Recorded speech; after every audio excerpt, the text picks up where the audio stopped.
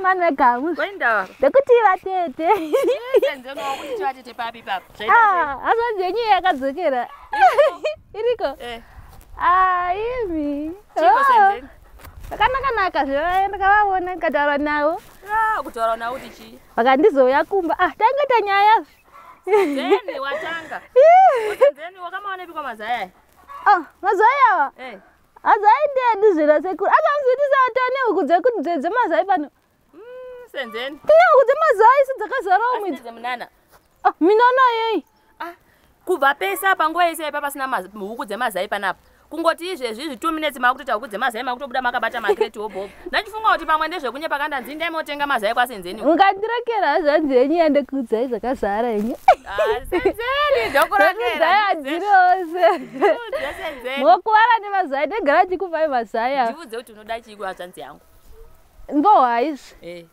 Haiwa ndakanaita muroora wenyu zvenyu. Senzeni ungaita muroora wangu iwe wakapedza chikoro here senzeni? Ndingopedza zve ndichiinda kumuroora ndichiinda kuchikoro zvose. Aiwe senzeni haiwa indauya zvangu kuzotenga mazai panapa. Handitengesi ni sekuru ndo vanotengesa. Handizvi chenji zvenyu. Sekuru ndo vanochengeta huku saka nhasi havapo ndatorobva chikoro ndindosara ndichitasa kuti ndinga mazai. Inanditengesi noti handizichenji akati ndongononganganza vanhu vanotenga kuna sekuru. Asi kwai handoda nenjingola. Ndori nanga ndakabhoila handenjidla hangu mbuva yangu ndiri pano. Ndokora njingobhoila zvei namwe. Amwe njifuraya nemafuta. Makadziwana kupi huku idzi? Mbondiudzai kuti makadziwana kupi? Huku? Huku dzakatengwa nasekuru kai kune kuProfids, company neProfids. Kana unodzipuwa dzakutokandira. Mene kwai point of layer kudikidi ndizvizivo zvechirungu zvavaitaura. Kwai unodzipuwa dzotokandira. Unongonotenga dzaunoda, chero da 100 chero chidangani. Unongonotowana dzakutokandira. Because ndikutoona kuti dzakutokandira mazai mahombe. Dzakatoya dzakutokandira. Dzakauya last week zvedzi. Ina ndakutoti makuita zvemushonga kaunoromba ka. Kuromba huku dzongoya dzingokandira panapa. Senzeni. Kurombei sekura ndivanowana mari acho zambedha acho vana mari achichengeta tichiti vakatoita zvehuku izvezvi takutodla mazai. Takadila mazai iri ndochi 7 iri. Kubva kwaidza. Ndipoka hwali senzeni. Emi. Hwali ndipotesta ka.